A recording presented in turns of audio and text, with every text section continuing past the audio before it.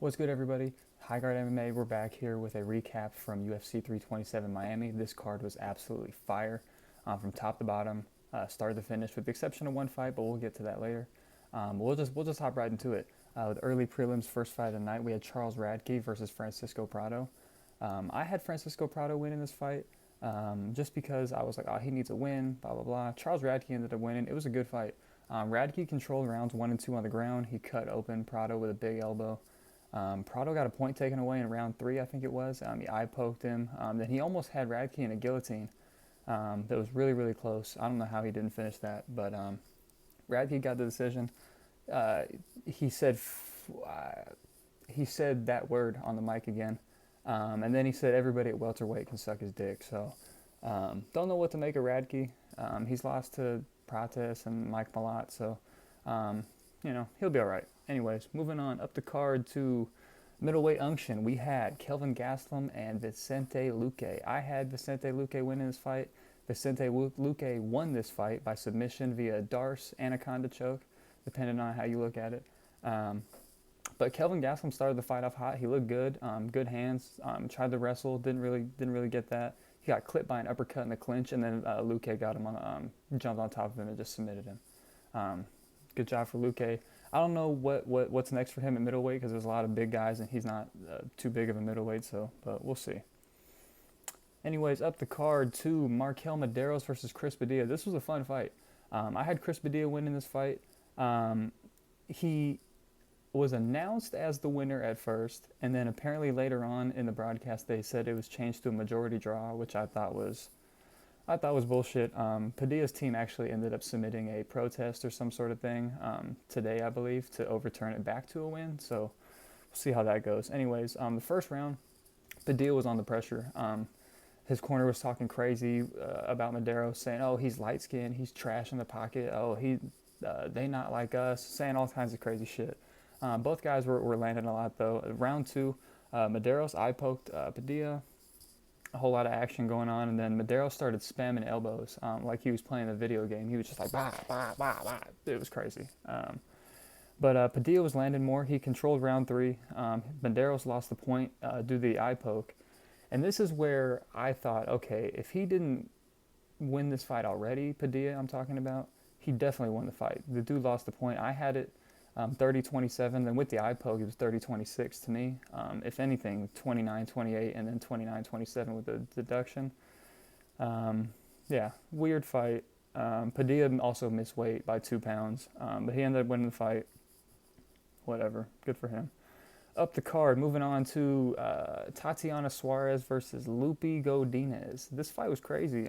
It was over quick. I had Tatiana Suarez winning this fight. I thought it would go all the way to a decision, to be honest with you.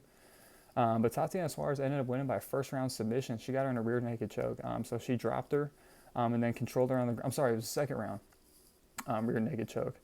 I had somebody in my TikTok comments get on my ass about Tatiana Suarez career or fight history. So let me make sure I get that right. So Tatiana Suarez took her down in round 2 and then submitted her with a rear naked choke. She looked good. She looked great, actually. I think maybe one more fight and then she gets another title shot, maybe. Who knows? Because that division, 115, is kind of scarce. But moving on to a fight that, again, another finish, another banging fight. Mateus Gamrot versus Esteban Ribovics. I had Gamrot winning this fight. Gamrot ended up winning this fight by arm triangle or head and arm choke. Gamrot took him down early in the fight, controlled him. Controlled the whole first round. Round 2, same thing happened, but he got him up against the cage, I believe, and then took his back. Had him in a body triangle, and then, not body triangle, sorry. He mounted him and then got him in an arm triangle and then submitted him. Gamrot looked really good. He defended his spot in the top 10 against an unranked guy. I think, you know what, I'll get to Gamrot again in the next video because I'll be talking about who he should be fighting next. But moving on to another fight that was interesting, very interesting fight. Kevin Holland versus Randy Brown. I had Randy Brown winning this fight. I didn't think, man, I hate to say it, I didn't think he'd go out like a hoe because I just thought that this was a fight where he wouldn't do something that he normally does. And I hate to call guys quitters, you know what I mean? But Randy Brown does this thing where he either looks like he could be a future champion, or he meets somebody who tests him enough where he's just like, ah, fuck, I can't do this. And that's exactly what happened in this fight. Um, Kevin Holland ended up winning by decision. Good leg kicks by both of them in the first round, but Kevin Holland was beating Randy Brown's leg up real bad. He had a nasty welt on it in the first round. And then Randy Brown cut Kevin Holland, and then Kevin Holland dropped him real bad. Round two, Kevin Holland got him in a tight darce, almost finished it, didn't finish it. And then he landed a lot the rest of the second round. The third round, there was a lot of clinching. Randy Brown was just holding on for dear life, honestly. And Kevin Holland was talking to the ref. He was talking to Randy Brown. He was just being Kevin Holland. Ended up winning by decision. Yeah, good for Kevin Holland. Good for you, man. He's back in the win column. Was on a 2 or 3 fight skid. I'd like to see him fight like Daniel Rodriguez again. Moving on to the last fight of the prelims, the feature prelim, we have Patricio Pitbull versus Aaron Pico. This was a Bellator championship to me, PFL Bellator championship, whatever you want to call it. But these guys are now fighting in the UFC. I had Aaron Pico winning this fight. I thought he was going to win by TKO. I just thought he had enough speed and power to put Pitbull out. And honestly, over the course of the fight, I think he could have. But, whatever. Round one, there's a lot of hard kicks by Pitbull. He was beating up Pico's lead leg a lot. Aaron Pico got a takedown about halfway through. He was patient, looked sharp. Pitbull landed a lot, though, in the first round. I could say, that round could have went either way, but if you gave it to Pitbull, wouldn't be mad at you.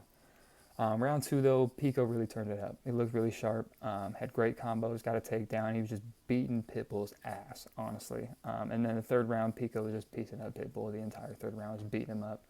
And then the last 10 seconds, I think Pitbull pointed at the ground and was like, come on, let's fight. And then Aaron Pico was like, nope, I got this win in the bag. I'm gonna keep it. So, it was a great fight. Aaron Pico looked great. I think, that will put him in the top 15, I believe, because I believe Pitbull was like number 13 or something like that. So that'll put Aaron Pico in the top 15. I think, give him somebody in the top 10. Maybe, we'll see. Moving on to the main card, guys. First fight, we had a retirement fight for Cub Swanson. It's an absolutely fucking crazy finish. Cub Swanson versus Nate Landwehr. Nate the Train, baby. I went with Nate the Train on this one just because I thought Cub Swanson's 42. Nate the Train still got something to prove. I thought he would prove something. But Cub Swanson won by a fucking nasty knockout, nasty right hand. Cub came out focused, put it on Nate early, had him up against the fence, and then he backed up, boom, caught him with the right hand, dropped him. He was done. No follow-up shots. Some people were saying it was an early stoppage, but if you watch the rest of the replay or whatever, Nate Landwehr got up and was stumbling and was wrestling Herb Dean. So if you're wrestling the referee, I don't think that's an early stoppage, brother. But shout out to Cub Swanson, man. What a way to go out. He had his whole family there. Went out with a nasty knockout. Then they played him, his old tribute video. Last active person from the WEC, from the UFC that is now retired. So good for him. Best of luck to him. I know he's got a great gym over there in somewhere in Southern California. And I know he's got what's the kid's name? He fought on the Seattle card. Last name Douglas. Larry and Douglas, I believe, excuse me, I believe Cub Swanson is his coach. So he said he's going to focus on his kids, focus on coaching now, and I think that's great. He went out, the way he wanted to, went out with a knockout. So shout out to Cub Swanson, Nate the Train. You'll be back, brother. I don't know back for how long, maybe 1 or 2 fights, get you out of there, because he's not young either. I think they said Nate the Train is 37, 38, so he's almost out of there too. But shout out to Cub Swanson, man. I was hating on retirement fights. I still hate on retirement fights, but better to go out with a nasty knockout than to go out losing, So moving on. Jesus Christ, this fucking fight. Dominic Reyes versus Johnny Walker. I had Dominic Reyes winning this fight. Dominic Reyes ended up winning this fight.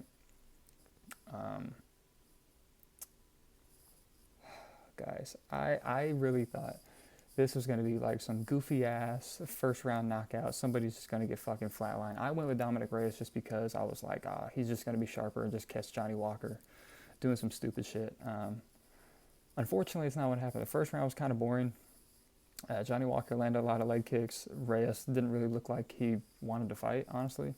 Rounds 2 and 3, much of this, more of the same. I think Dominic Reyes landed a couple more strikes. Um, I have on my notes here that it was a stain on the card, because it honestly was, because the rest of these fights were so fucking good. Were bangers, you know, for the most part, honestly. And this card was just a complete stinker.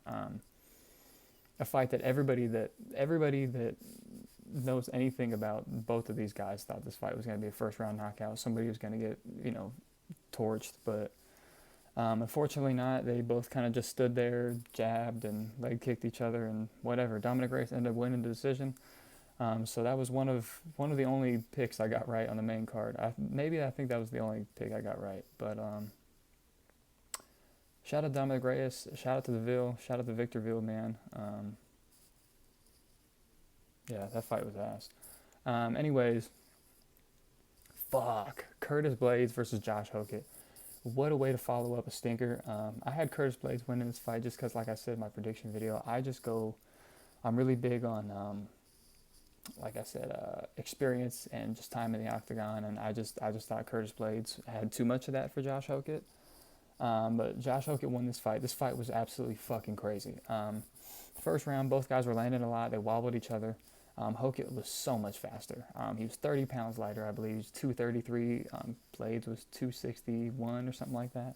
Curtis wrestled and was beating him up against the cage a little bit. Second round, it was absolutely crazy. Both guys were landing a shit ton. Hokett was just landing way more. Curtis Blades was just, his face was just butchered. Was bleeding everywhere. It was really bad. Hokett, I don't know if Hokett was landing more. I believe he was just landing the more damaging shots, and he was just walking forward more. Round 3 was honestly the same as round 2. More strikes than, they said it was more strikes than any heavyweight fight ever in a 3-round fight. I thought Blades won the fight. He's a tough son of a bitch, man.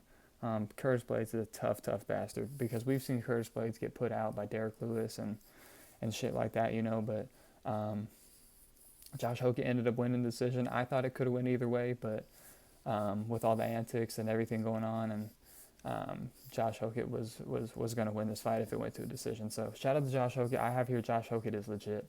I wasn't sold. I just thought all the antics and all the fuckery was a little much for me. I'm not a fan of it, and this is one of the only things me and Dana White agree on is I'm not really into that kind of stuff, all the antics and all the foolery, but he's legit. He went out there and beat the number 5 guy in the world, so Josh Hokett's legit, and we will be seeing more of him very soon. Moving on to the co-main event, we had Azamat Murzakanov versus Paulo Costa. This fight was crazy too. I had Azamat Murzakanov winning this fight. Unfortunately, did not go my way. Paulo Costa ended up winning by a head kick slash TKO slash arm break. I don't really know, but first round, both guys were trading a lot. Paulo Costa was landing a lot of body kicks. I knew that if he went to the body, that was pretty much going to be it, because Murzakanov kind of soft to the body, so you know you go there, but you got to be careful, because you leave yourself open if you start going to the body. But he eye poked Azamat, but Paulo Costa was very kick heavy. He hurt Murzakanov, dropped him once. Murzakanov, second round, put the pressure on. He hurt Paulo Costa multiple times. I thought it was going to be over. It was really, really close towards the end of that second round. I thought Azamat, if he had about maybe 30 more seconds, he could have got Paulo Costa out of there. But round 3 was big head kick to start from Paulo Costa. Big head kick, wobbled him. And then he threw another head kick, wobbled him again, and then he threw another head kick that when he landed it, you could see on the replay his arm kind of like, obviously I can't do it because my arm's not fucking broken, but his arm kind of just like, you could see it snap. It was nasty. And he wobbled for a second, and then he just like laid down on the ground. It was like, I'm cool. Murzakanov was 16-0, never lost in his fucking life. And then Paulo Costa just, man. But Paulo Costa, first fight at 205, he looked great, you know. It's his biggest win of his career, honestly, if we're being 100% honest, despite everything he did at 105, right, despite the Yoel Romero fight, despite fighting for a title, right, I just think that this fight was just meant a lot. You know, first fight up a weight class, undefeated guy who's scary, top 10 guy in the weight class, go out there and finish him. That's massive, absolutely massive.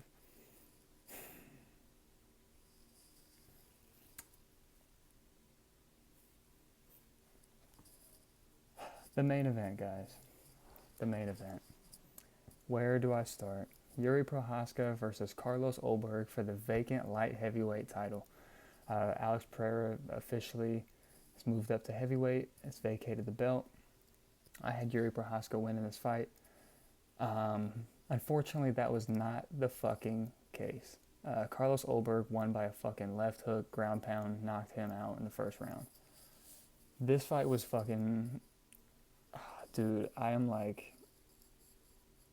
I don't even want to fucking talk about this fight, bro. I'm so mad, but... Anyways, Ulberg had started off the fight, landed leg kicks early. Yuri was just doing Yuri shit, fucking doing this and doing, I don't know. He landed a couple big shots, landed a couple leg kicks early. Yuri hurt Ulberg's leg multiple times, I thought, with leg kicks. He was trying to make him fight. And then Ulberg had stepped in, or he was throwing a punch of some sort. Everybody that watched the fight knows what I'm talking about, but he slipped and his right leg gave out. And you see it, when they showed the replay, you see his whole leg just like shift. And I was like, ooh. I thought it was Achilles. They said apparently it was torn ACL. But it was so apparent that he was injured. And he was stumbling on one leg, and Yuri just stopped trying to win. It looked like he was just kicking his other leg. He was pointing at the ground like, come on, come fight. I'm giving you a chance to fight. And then he puts his hands down like fucking Yuri does, right? And he's walking down Ulberg. Ulberg's up against the cage like this. Ulberg, boom, check left hook, drops Yuri. He's out, honestly, when he's on the ground.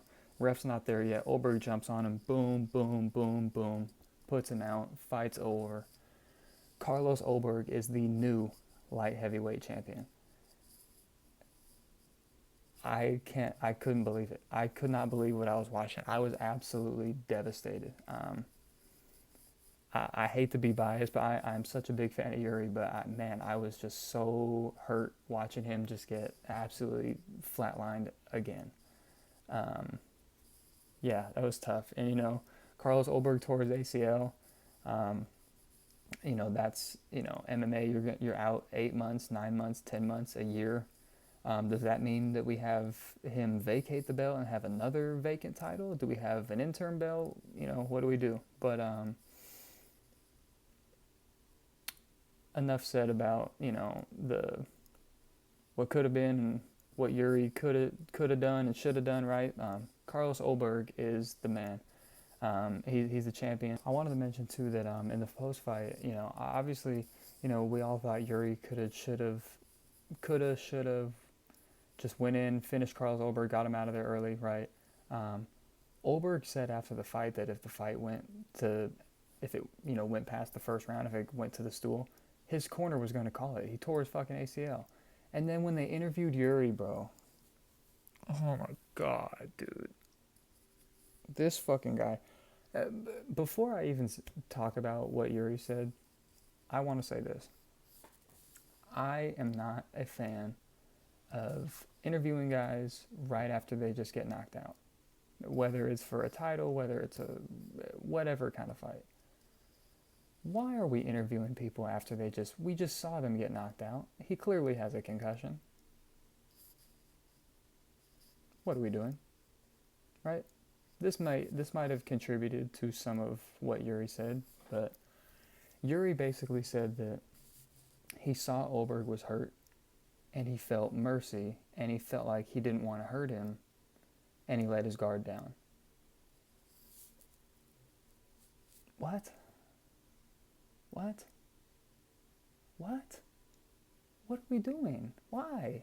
It's for the fucking title. This isn't a fucking fight on the early prelims. What are we doing? What are we talking about? Now, did he say that because he was concussed? Did he say that because that's just how Yuri thinks? I don't fucking know. But that shit blew my mind. I'm like, what are you talking about? Why? Why? Why? I don't get it. And fucking Oberg at the presser after was like, yeah, I don't know why he did that shit, because he's like, if I saw he was hurt, I'd go out there and try to get the kill and finish him. The title's on the line. Duh. Like, no shit.